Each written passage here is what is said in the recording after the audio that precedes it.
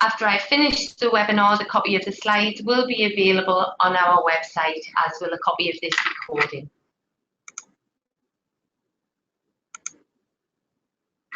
What we're going to look at today is City and Guilds' current position as an EPAO, the apprenticeship journey, access and endpoint assessment with City and Guilds, and also touch on some points on what good looks like in endpoint assessment. City and Guilds' position as an EPAO as of January 2018. We are approved on the ASFA register of endpoint assessment organisations for 35 apprenticeship standards. We have 17 standards live to customers, 18 standards are in progress, and we have a pipeline of over 30 standards we want to deliver to you in the future. In 2017, we actually delivered 160 public sector operational delivery officer apprentice endpoint assessments, 35 insurance practitioner, 35 investment all levels, 5 infrastructure technician, and 5 actuarial endpoint assessments. Across what we have delivered and across what we are building, there are so many shapes, sizes and variations across the different occupations. So we need to plan to meet your requirements regarding where and when you need the EPA service to provide a timely service to you. Any inputs required for the EPA service are to be provided against an agreed schedule, and we'll look at that a little bit later. We need some further apprentice information from you, things that we've never needed from you before, such as the apprentice's employer information. The unique requirements of EPA in each standard, what we're seeing at the minute, a lot of them are including the following types of endpoint assessment activities: showcase portfolio, knowledge testing, project work and practical assignments, observations of skills demonstration, usually at employers' premises, professional discussions, reviews, interviews and VIVAs. We are externally quality assured in different areas. So there are 4 key models of actual EQA activity. We've got employer models, Ofqual, are there the Institute for Apprenticeships and professional bodies such as CII. We will be audited by the Skills Funding Agency because we are in direct receipt of government money. We are also being quality assured by our customers. We are reaching out to our customers who are currently using the service and asking them about their experience, and they are helping us inform and improve the service moving forward. We feel it's very important to get it right for 3 reasons. The direct impact on the apprentice, because endpoint assessment is so different to frameworks, it's important that the impact on the apprentice is limited so that they don't have to manage being rejected and failing, and that they don't have to go back and do any further training and development, and then there's not the perceived idea of actually having to do it all again. There's an impact on you as a provider when you don't get it right first time, so that affects your success rates. You've then got to reschedule training and resits and staffing to support that. There's an additional cost to you. You've got your reputation with your customers, be it employers and the individual apprentice. But as an employer, there's an impact on the employer also. Employers have business dependencies, often wanting to roll on programs and roll on apprenticeship vacancies throughout the business. There's also the reputational risk to an employer of not getting it right first time, because a lot of employers want to be an employer of choice and want to have good success rates in their apprenticeship programme. So we look at the apprenticeship journey now and give you an example of how the digital industries apprenticeships work. During the apprenticeship programme, the apprentice will do a series of on-programme learning. This will be a series of on and off-the-job training to ensure that the apprentice gets the knowledge, skills and behaviours that they need.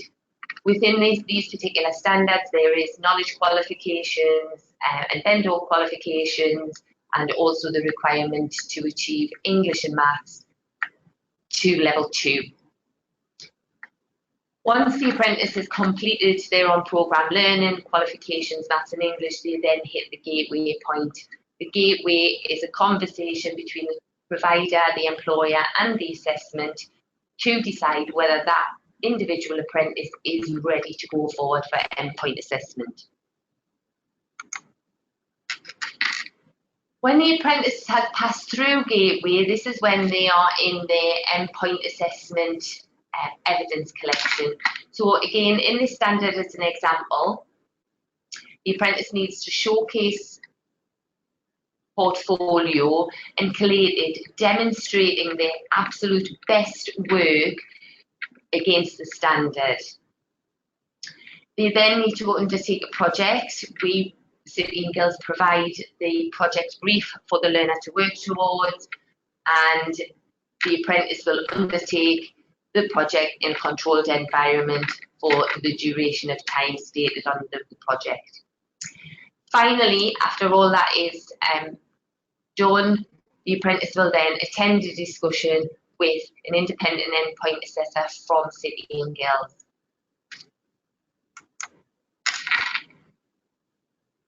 For City and Guilds, the endpoint assessment activities we need to do are to check that the apprentice has actually met the gateway requirements and the gateway declaration is signed and all the appropriate evidence is in place. We then need to ensure that the remote assessment of submissions of the showcase portfolio and the project are sent to the independent endpoint assessor in time for them to review them to prepare for the face-to-face activity. Final stage of the assessment is the face-to-face activity, which can be completed face-to-face in an office, on site, but mostly what is most successful for us is carrying these out remotely using video conferencing software so that the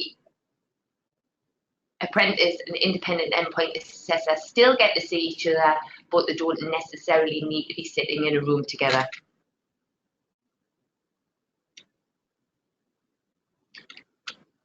So to access endpoint assessment with City and Guilds, all apprentices need to be registered on the walled garden. There is a small registration fee applicable, but this also enables access to our EPA preparation tool, which is coming soon very early this year. The EPA preparation tool prepares the apprentice from their softer skills in areas like public speaking, giving presentations.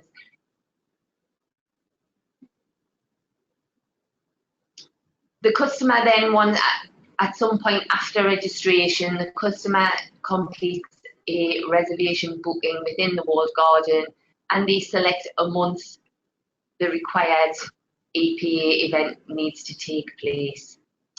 The endpoint assessment team then agree with the customer a suitable date for the EPA event to take place. The customer then submits to us all of the gateway requirements for each standard, and each standard's requirement is different.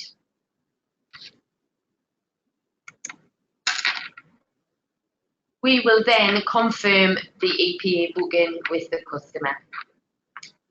During EPA, the IEPA may need to contact the employer and apprentice, but only if it's a requirement of the assessment plan, where the assessment plan stipulates that there must be contact before the endpoint assessment takes place. We will do this. If the assessment plan doesn't stipulate that, it's not a requirement that we carry out. 2 weeks before the face-to-face event, the customer will submit their EPA evidence for review, so showcase portfolios, projects, assignments, anything that has been completed and needs to be reviewed before a face-to-face activity, we will get from the customer 2 weeks before the face-to-face event. The endpoint assessment team will then send the submissions to the allocated independent endpoint assessor, and they will review them in the time between the submission and the face-to-face activity taking place. On the agreed date and time, the endpoint assessment face-to-face activity will take place between the apprentice and the independent endpoint assessor. After endpoint assessment, the assessor has to assess and grade all of the evidence that they have reviewed as part of endpoint assessment. That grade is sometimes aggregated across a number of components, and then that grading is quality assured. If successful, the customer will receive a City and Guilds endpoint assessment statement of achievement from us, which looks very similar to a City and Guilds certificate. If the apprentice is unsuccessful, the customer will receive a City and Guilds notification of candidate results and feedback on the areas that the apprentice has failed on. This is to allow the apprentice to focus their retraining on areas that they weren't successful on. After all that, on the 4th working day of the month, City and Guilds will apply directly to the Institute for Apprenticeships for the overall apprenticeship certificate.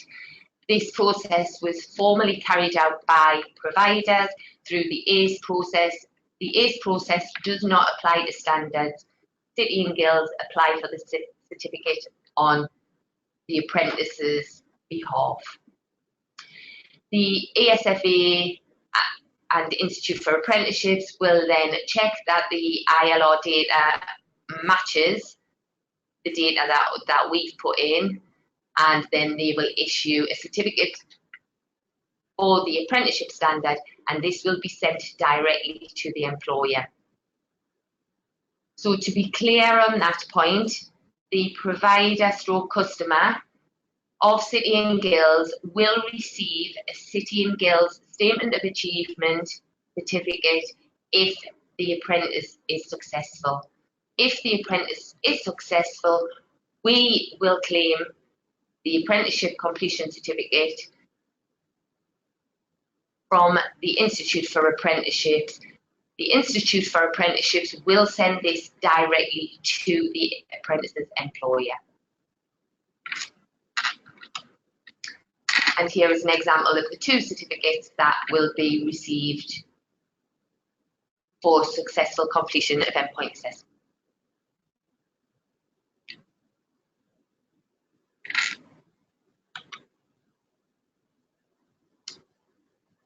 Okay, then just to look at this closer at endpoint assessment activities. Quotes from the Trailblazers, where the guidance they give to the employer group, the Trailblazers, on what endpoint assessment should look like. So endpoint assessment must confirm the full competence and test across the standard from start to finish. This doesn't mean that we need to test every knowledge, skill and behaviour in the standard, but it should focus on higher order skills. Methods should test a combination of knowledge, skills and behaviours together, not just individually. Descriptions of the assessment methods must be clear as to which aspects of the standard are being assessed. So when the trailblazers created the assessment plans that we have to follow, they had to keep this in mind when choosing the assessment methods.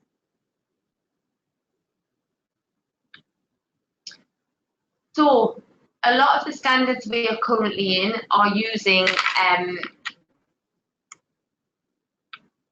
showcase portfolios of evidence as a piece of evidence, never used standalone, but is used quite a lot as an assessment method. So a portfolio of evidence needs to show the application of skills, the application of knowledge, the acquisition of skills, and the demonstration of behaviours. Portfolios and journals need to focus on the task completed rather than covering the standards, and it must show a synoptic overview of the standards.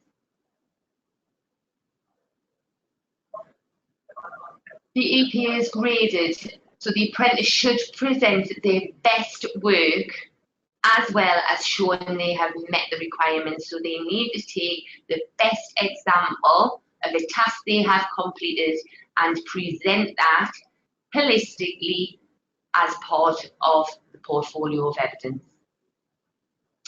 A portfolio should contain a selection of different types of evidence which demonstrates tasks carried out towards the end of the apprenticeship. It is important that the portfolio comes from the end of the apprenticeship as it is stated in the standards. All evidence must be valid, authentic, current and sufficient in line with VAC's principles that also apply to qualifications. Types of evidence that could be included are reflective accounts with supporting evidence, or product evidence, screenshots where applicable, workplace observations, witness testimonies, and professional discussions. These can all be included in the showcase portfolio or reflective journal. Altogether, the selection of the evidence that makes up the portfolio should cover all of the standards and meet the requirements of the assessment plan for the amount of coverage. In the assessment plan, it says how much of the standard needs to be covered within the portfolio of evidence. Sometimes it's as much as 70%, sometimes it's as little as 20%.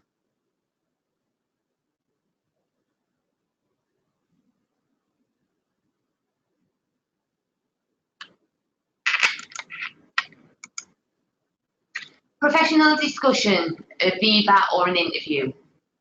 So these will be classed as face-to-face activities because we will be face-to-face with the apprentice, but not necessarily in the same room. Prior to the face-to-face activity, it's important that the apprentice reviews any evidence that has previously been submitted as part of endpoint assessment, just to make sure that it's absolutely fresh in their mind. Ensure that the apprentice can talk confidently about the previous submissions. The apprentice should be prepared to give other examples than those already presented, as the independent endpoint assessor may want to dig deeper into certain aspects of the standard. For interviews that are competency-based, prepare 2 or 3 good examples of demonstrating competence in the workplace. Again, the assessment plan will tell you what needs to be covered in the discussion. Projects and assignments. We will issue a project brief or an assignment brief for endpoint assessment. But the apprentice should start by explaining the scenario that they're faced with, so what they need to achieve from the project. Explain what they're going to do within the project. Demonstrate clearly what you did as part of that project. Summarise the findings and results at the end, and if appropriate, make recommendations for future consideration as appropriate within the project and assignment.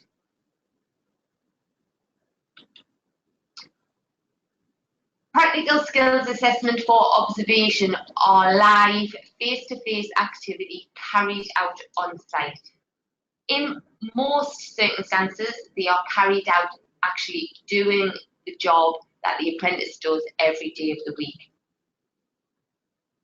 The apprentice needs to be prepared, however, that the independent endpoint assessor is in effect going to be a stranger coming and observing them and potentially asking them some questions just to clarify why they're doing something in a certain way.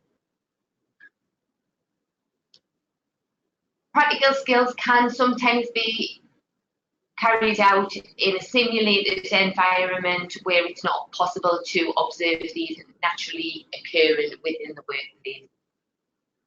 The observation will enable the apprentice to evidence the skills, knowledge and behaviour from across the standard.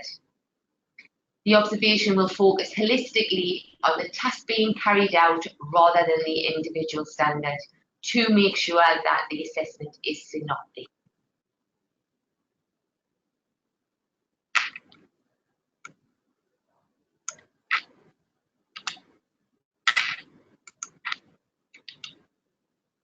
And that is the end of the webinar. The webinar will be made available on cityandguilds.com on the apprenticeship pages. Thank you.